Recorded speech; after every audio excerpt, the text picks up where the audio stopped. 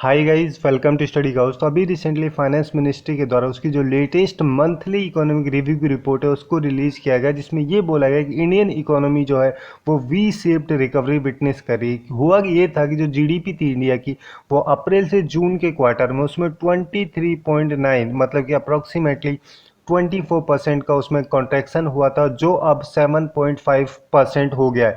2020-21 का जो second quarter है उसमें ये 24% से 7.5% हो गया। तो इस टाइप की जो ये रिकवरी हो रही है, इसको वी शेप्ड रिकवरी का नाम यहाँ पे दिया गया है।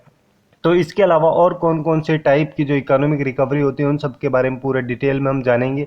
उसके साथ साथ जैसे रिसेशन और जो डिप्रेशन है, इन दोनों में क्या मेन डिफरेंस है, इसके बारे में भी पूरे डिटेल में हम स्टडी करेंगे। और अगर आपको ये वीडियो यूजफुल लगे then do like, share and subscribe to study couch. Okay, so let's start.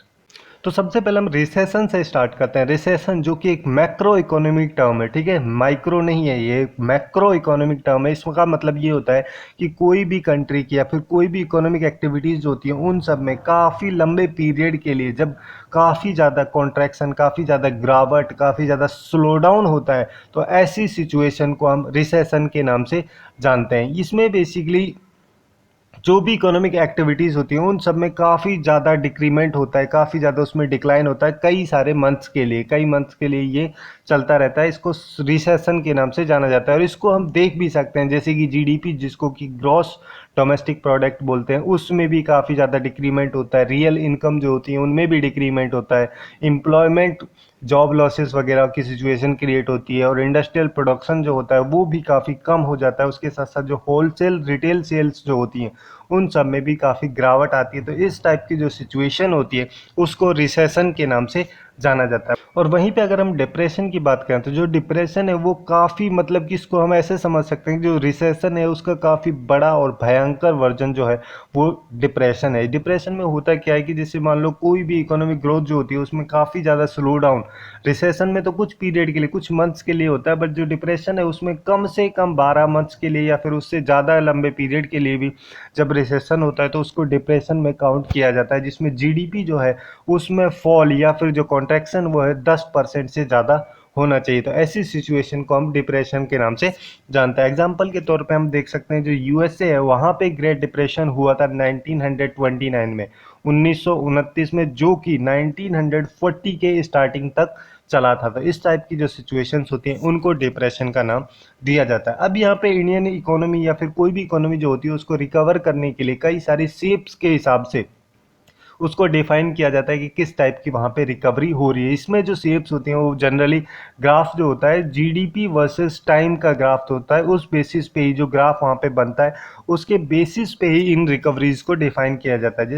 और अगर हम वी शेप रिकवरी की बात करें तो इसमें जो ग्राफ होता है जीडीपी वर्सेस टाइम का, वो नॉर्मल सिचुएशन में जो चलता रहता है, फिर कुछ इवेंट्स होने की वजह से, जैसे कि 2020 की अगर हम बात करें तो कोविड-19 या कोरोना वायरस के स्प्रेड होने की वजह से जो इंडिया की जीडीपी थी वो काफ़ी ज़्यादा उसमें कॉन्ट्रैक्शन हुआ था, काफ़ी ज़्यादा गिरावट हो गई थी, क्योंकि लॉकडाउन लगने की वजह से सारा काम बंद पड़ गया था। तो इस वजह से यहाँ पे ये सिचुएशन क्रिएट हुई थी। तो वी शेप रिकवरी में होता क्या है कि कुछ पीरियड के लिए जो इकोनॉमिक स्लो डाउन है वो काफ़ी ज़्यादा हो जाता है, फिर उसके बाद में वो धीरे धीरे रिकवर करने लगती है। और जब वो रिकवर करती है तो ऐसी सिचुएशन में एक शेप बनती है जो कि वी के शेप के इक्वल होती है, मतलब कि जैसे जो इंग्लिश अल्फ़ाबेट है वी, उस टाइप की शेप वहाँ पे बनती है। इस वजह से इस रिकवरी को, इस टाइप की जो रिकवरी होती है उसको वी शेप्ड रिकवरी बोला जाता है। इसमें होता क्या है कि जैसे गवर्नमेंट के द्वारा कई सारे इंसेंटिव्स चलाए जाते हैं इकोनॉमिक स्लो डाउन को कम करने के लिए। उसके अलावा जैसे सेंट्रल बैंक, अगर इंडिया के केस में हम बात करें तो जो RBI, reserve bank of India, उसके द्वारा इजी मनी पॉलिसी को परसुएड किया जाता है। तो ऐसी सिचुएशन को जब इस तरीके से कंट्रोल किया जाता है तब जाके जो रिकवरी होती है वो वी शेप्ड टाइप की रिकवरी होती है। इसमें बेसिकली जो प्रोडक्शन लेवल्स वगैरह होते हैं उन सबको भी इम्प्रूव किया जाता है। उसके साथ साथ जो कंज्यूमर्स की डिमांड होती हैं वो भी काफ़ी ज़्यादा बढ़ जाती हैं, तब जाके ही इस टाइप की रिकवरी होती है, जिसमें कि इनकम्स या फिर जॉब्स वगैरह जो होती हैं वो परमानेंटली उनका लॉस नहीं होता। कुछ स्पेसिफिक पीरियड के लिए जब तक वो स्लो डाउन चलता है तब तक ही जॉब्स वगैरह या फिर जो इनकम्स वगैरह उन सब में काफ़ी ज़्यादा डिक्रीमेंट देखने को मिलता है। तो इस टाइप की रिकवरी को हम वी शेप्ड रिकवरी के नाम से जानते हैं। और अगर हम जेड शेप्ड रिकवरी की बात करें तो इसमें जो जीडीपी वर्सेस टाइम का जो ग्राफ होता है, नॉर्मल सिचुएशन में इस टाइप का ग्राफ होता है, बट जब वहाँ पे इकोनॉमिक स्लो डाउन या फिर कॉन्ट्रैक्शन जो उसकी जीडीपी में होता है, मान लो इस टाइप से उसकी कॉन्ट्रैक्शन हुआ और फिर उसके कॉन्ट्रैक्शन के तुरंत बाद ही वहाँ की जो जीडीपी है वो ग्रो करने लगती है, तो इस तरीके से वो ग्रो करती है और फिर उसके बाद में जो नॉर्मल सिचुएशन होती है उस पे आने के बाद में उसमें काफ़ी ज़्यादा राइज होता है वहाँ की जीडीपी में, और फिर बाद में वहाँ पे स्लो डाउन हो जाता है, तो फिर वो नॉर्मल ट्रेंड जो चलता रहता है उसी के इक्वल में चलती है। तो यहाँ पे जो लॉस होता है उसको इस राइज की हेल्प से रिकवर किया जाता है, और यहाँ पे जैसे कि आप लोग देख रहे हैं जेड टाइप की यहाँ पे शेप बन रही है, तो इस वजह से ही इस टाइप की जो रिकवरीज होती है उन सबको जेड शेप्ड रिकवरी के नाम से भी जाना जाता है। अब नेक्स्ट वन है यू शेप्ड रिकवरी। इसमें होता है कि एक जैसे इकोनॉमी है, जब फॉल उसमें होता है या फिर इकोनॉमिक स्लो डाउन होता है, कॉन्ट्रैक्शन वगैरह जब गिरावट होती है जीडीपी में, तब वहाँ पे जो ग्रोथ रेट होती है उसको रिकवर करने के लिए जो ग्रोथ रेट होती है यू शेप्ड रिकवरी में काफ़ी कम ग्रोथ रेट होती है काफ़ी ज़्यादा पीरियड के लिए, और धीरे धीरे उसमें इंक्रीमेंट होता है, जिसकी वजह से कई सारे वहाँ पे परमानेंट डैमेजेस हो जाते हैं, जैसे कि जॉब लॉस वगैरह का हो गया, इनकम लॉस वगैरह की सिचुएशन जो है वो परमानेंट डैमेज यहाँ पे क्रिएट कर देती है। तो इस टाइप की रिकवरी को यू शेप्ड रिकवरी बोला जाता है। बट अगर ये जो रिकवरी का प्रोसेस है कुछ ज़्यादा लंबे टाइम के लिए चले, तब जाके इस यहाँ पे एक सिचुएशन और क्रिएट होती है एलोंगेटेड यू की सिचुएशन।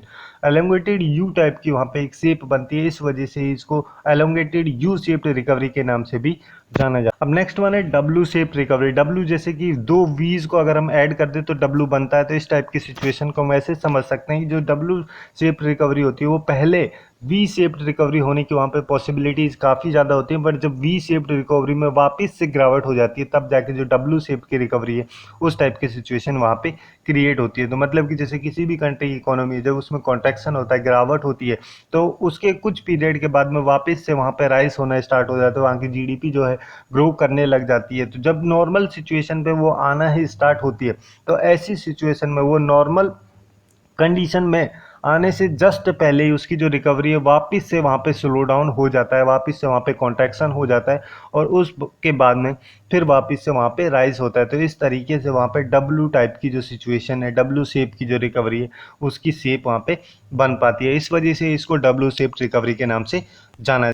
अब नेक्स्ट वन है L shape recovery. L shape recovery जो कि वर्स्ट केस का सिनेरियो, इसमें होता है क्या, जैसे किसी भी कंट्री की जब इकोनॉमी में फॉल होता है तो वापिस से जो जीडीपी का नॉर्मल लेवल है उस तक राइज करने के लिए, उसको रीगेन करने की जो पॉसिबिलिटीज होती हैं वो उसके पास में नहीं होती हैं, कई सारी ईयर्स निकल जाती हैं, बट फिर भी वो जो उसका नॉर्मल जीडीपी का लेवल था उस तक नहीं पहुंच पाती हैं। यहाँ पे मतलब जो भी परमानेंट लॉसेस होते हैं, इकोनॉमी की जो भी एबिलिटी होती है किसी भी चीज़ को प्रोड्यूस करने की, उसके बेसिकली यहाँ पे परमानेंट लॉसेस हो जाते हैं। इस वजह से ही जो एल शेप रिकवरी है इसको वर्स्ट केस सिनेरियो के नाम से जाना जाता है।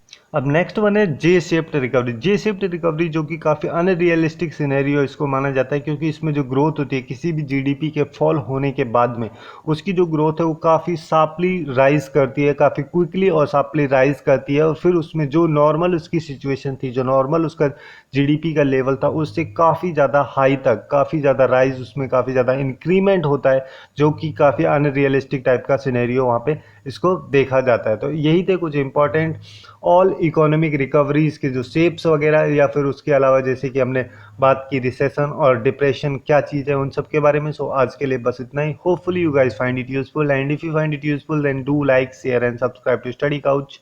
Thanks for watching and have a good day.